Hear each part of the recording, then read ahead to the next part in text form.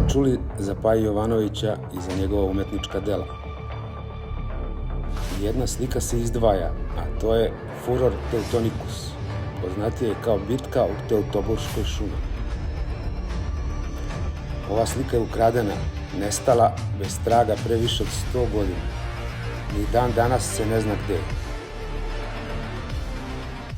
Zbog toga sam odlučio da za Omaž Paji upravo uradim tu sliku.